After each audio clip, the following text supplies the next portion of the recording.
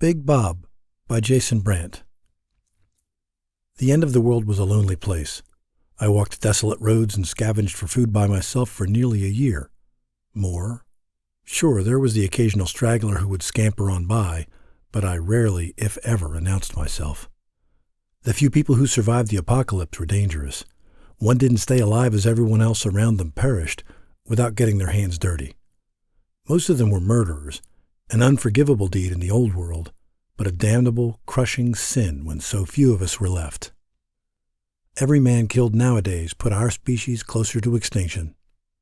So I stayed away from almost everyone I saw, and that was a lonely, sorry existence. It kept me alive, though, and I suppose that was what mattered. Sometimes I had to wonder, was it even worth it? What made life so precious when you spent all your time searching for beef jerky and toilet paper? Was being alive actually a good thing when you were constantly on the lookout for the voracious dead? Like so many bad movies, the dead had risen and mankind had fallen. Blah, blah, blah. It hadn't been the glorious, explosive event that would have required an enormous budget and gobs of CGI, though. Civilization just slowly, methodically collapsed. The streets weren't teeming with the dead. Moans didn't fill the air. The monsters were around, and ravenous, but they were easily avoided if you weren't an idiot. People had grown so accustomed to the easy life, the internet, delivered food, air conditioning, Netflix, that they couldn't function when things got tough. They turned on each other. What did it matter, really? They were gone, and I wasn't. They were dead, and I was lonely. Until Big Bob showed up. I'd climbed 3 flights of stairs in a parking garage and found a rusted-out SUV parked on the top level. I set it on fire because, why not? The nights were getting cold at that point, and it wasn't like someone would miss the damn thing. A big fire like that would burn for hours and keep me warm. The glow allowed me to see anything that might try to sneak up on me while I was eating, too. Big Bob shambled towards the fire an hour later. He moved cautiously, wearily, his gait affected by the fatigue and hunger that had consumed us all by then. At first I thought he meant me harm. My hand went for an old unreliable .45 I kept in the pocket of my cargo pants. The thing rarely worked right, and I kept it more as a show of force than anything else, but he had no way of knowing that. Bob stopped and stared at me with untrusting eyes. We watched each other for a good half a minute or more. Time didn't mean much by then, and my internal clocks were all shot to hell, so it could have been a lot longer than that. It had been months since I'd uttered a word to anyone, and my mouth didn't want to cooperate when I tried to speak. I attempted to ask if he was hungry, but an ill-formed grunt escaped my lips instead. Bob kept on staring. His hair was wild and unkempt. A long, matted, gnarly beard hung from his chin, just like the one I had, and damn was he a big bastard. Reaching into my backpack, I pulled out a pack of beef jerky I'd been sampling from throughout the day.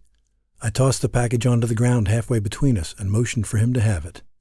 He took a few tentative steps towards it, his eyes still glued on me, and then he devoured the jerky in a way that told me he hadn't eaten in a long time. After he finished the dried meat, I opened a can of baked beans and watched him chow down on that. His beard was covered in sauce and little globs of pork. He didn't seem to mind. I sure as hell didn't. An old baseball jersey hung from his shoulders, the bottom of it in tatters. God only knew how long he'd been wearing that thing. Stitched into the cloth by the shoulder was the name Bob. Like I said earlier, he was big, hence Big Bob. That was what I called him from then on. What could I say? I was a survivor, not a poet. We sat and watched the fire for a long time before we both nodded off.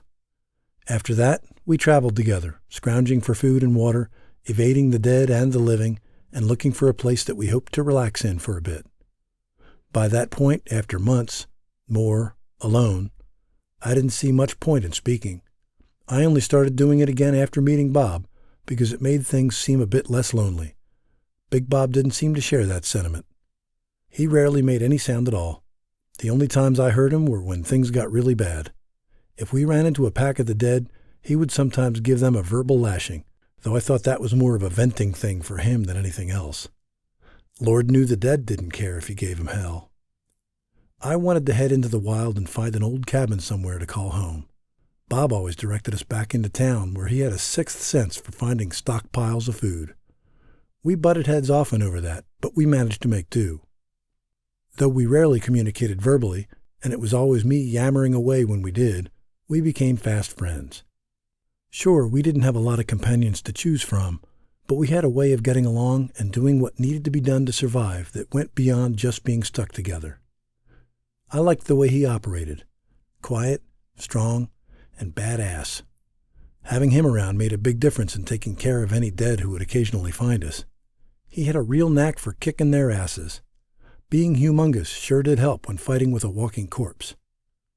We stayed together for a long time, through 3 or 4 season changes at least. It got hard for me to remember just how many winters I'd slogged through since everything went to hell. Sometimes I'd wake up in the morning to a fire with nothing left but smoldering ashes, and Big Bob would be gone. On a handful of occasions, I thought he'd decided to go it alone again and wouldn't return. But he always came back by nightfall, usually with some food or a big bottle of water. A few weeks ago, months, when Bob was gone on one of his scavenging trips, I heard a gunshot. Those were scary before the world collapsed, but downright frightening when everyone was gone. If you got shot in the New World, all bets were off.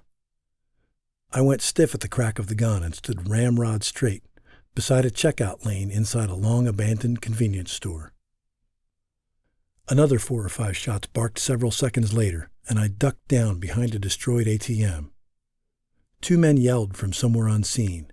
They sounded at least several blocks away, but it was hard to gauge distance in a place with so many abandoned buildings, so many hard surfaces. A bit later, I spotted Big Bob walking slowly down the sidewalk, casting glances over his shoulder. He held a massive rabbit. It had been shot through the neck. I never asked him how he managed to pull that off. I thought I was the only one with a gun, let alone the ability to shoot a rabbit like that. To be honest, I didn't really care. I just wanted some fresh meat for a change. That was damned good eating. I cooked it over a fire I built on the roof of a fast food joint. We sat in silence, grease and melted fat covering our mouths, and enjoyed the fullness in our bellies. A few days later, we were scrounging through the back of a wrecked BMW, pulling out blankets and flares, when a group of 4 or 5 of the dead shambled around the corner of a building. We were both backing away, getting ready to flee, when my feet got tangled in one of the blankets from the trunk. I tried to kick my legs free, but they just tangled worse, and I tumbled backwards, cracking my skull on the bumper of the car. My vision went fuzzy. Sounds took on a tinny, far-off quality.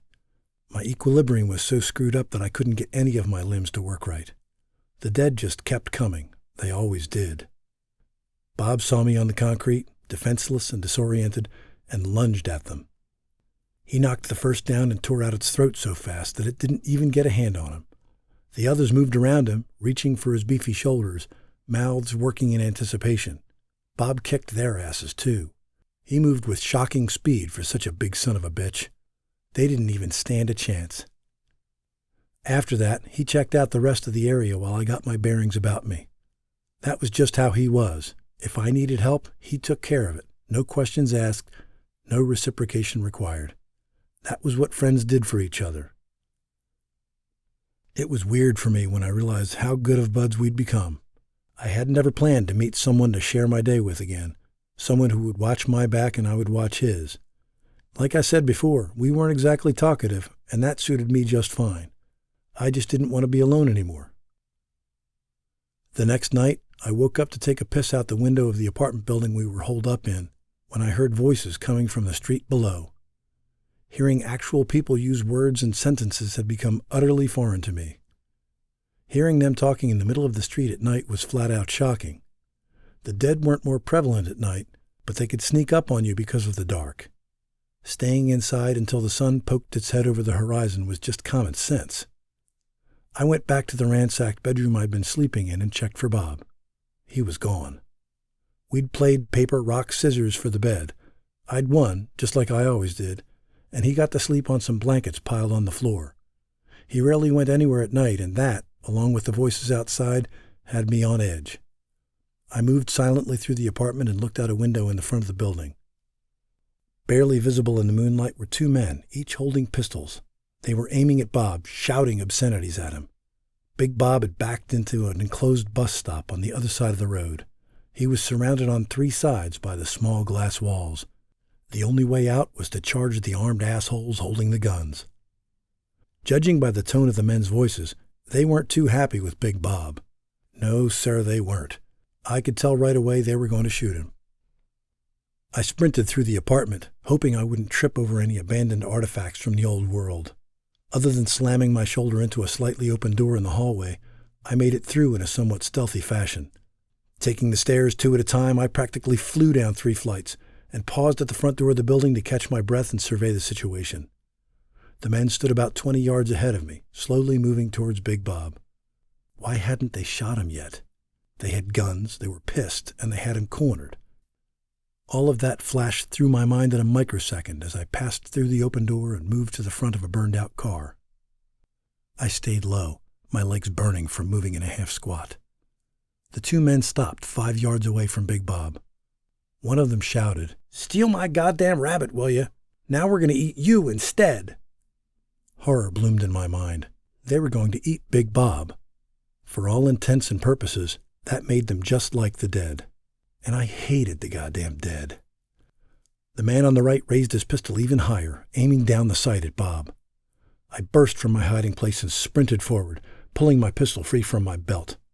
The worn tread on my hiking boots slapped against the pavement, echoing down the street. I didn't care that they would hear me coming. Rage had taken over my thoughts. Big Bob was my best friend, my only friend, and I'd be damned if someone was going to hurt him, let alone eat him. The man on the left spun around and raised his pistol. "Don't move!" I yanked on the trigger. Nothing happened. Worthless hunk of metal had jammed again. I tossed it aside. "I'll shoot!" the man yelled. I ignored him and kept running, bracing myself for the impact of the bullet. It never came. "Stop, damn you!" The man shook his pistol in my direction in a menacing way, as if that would dissuade me more than pointing it at me had. And still, he didn't shoot. That was when I figured they probably didn't have any or very few bullets in their guns. They were bluffing. The jerk standing on the right kept his gun trained on Bob, but he glanced over his shoulder at his partner. "Don't just stand there, you moron! Get him!" "But I didn't let the moron finish his sentence. I plowed into him at the waist with my shoulder and drove him into the bus stop beside Big Bob. Glass shattered as the man's back smashed through the rear wall. A myriad of cuts lacerated my arms and face, though I barely noticed in my bloodlust. That was when I finally heard the gun bark from behind me. Pain exploded in my back. It felt like I'd been kicked and stabbed at the same time. The man I was tackling fell through the backside of the bus stop with me landing on top of him in a pile of glass. Big Bob snarled and lunged by us, going for the man who'd just put a bullet in my back. I couldn't see what was happening behind me, but judging from the man's screams, Bob was putting the screws to him. The man underneath me threw a weak punch that caught me under the eye. I reciprocated with an elbow to his nose. My strength waned fast, too fast. The rage that had built inside my chest was dissipating by the second. I wrapped both my hands around his throat and squeezed, but I didn't have the power to cut off his air supply. He kneed me in the crotch and immediately flipped me off him. I landed in the glass, feeling more of the tiny shards cutting into my back and ass. My balls ached, stomach constricted, lungs uncooperative. Big Bob did something to the man he was fighting with that made him shriek in a way that would have made my blood curdle if I hadn't been in the middle of a fight to the death.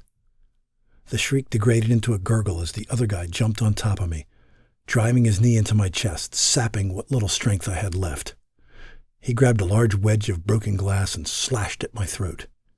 I got my arm up in time to stop the blow, but the glass sliced into my forearm. The man yanked the shard up and out of my arm, then stabbed it down at my face. I grabbed his wrist with both hands and tried to shove him away. Didn't work, not even close. My arms grew weaker as he pressed down harder. The glass inched closer to my eyes as I helplessly tried to hold him away from me. He grunted and put more of his weight on my arms. Spittle fell from his open mouth, covering my cheek. The blade moved closer. Blood dripped from his palm where the glass had sliced through his skin. Its warmth ran over my hands, down my arms. The glass was a finger length from my eyes when Bob grabbed him by the back of the neck and wrenched him off of me. The man cried out as he was yanked to the ground, and then Bob set on him with a ferociousness I'd never seen out of the big galoot before. He destroyed the man's face, neck, and chest. Blood ran everywhere. The man screamed for nearly a minute before finally, mercifully, falling silent. I watched the whole thing from my spot on the sidewalk, unable to get up. My groin was pulsating in agony, but that didn't concern me as much as the numbness spreading through my back and chest. It was getting hard to breathe. Bob glanced around the street, a crazed look in his eyes. We were alone, for now. The dead would be coming soon, drawn by the screams and scent of fresh chum on the pavement. He moved beside me and his eyes softened. My thoughts felt loose, disconnected. The numbness ran into my arms and legs. My eyesight darkened. I knew what was coming. Sadness crept through me as I lay there dying. I didn't want to leave Bob alone. I didn't want him to feel the desperation I'd known for all the time I wandered the countryside by myself. He deserved better than that, and I couldn't do anything to help him. But at least I'd kept him from getting eaten by those bastards. Yes, at least there was that. Bob whined softly, a sound I didn't even know he could produce.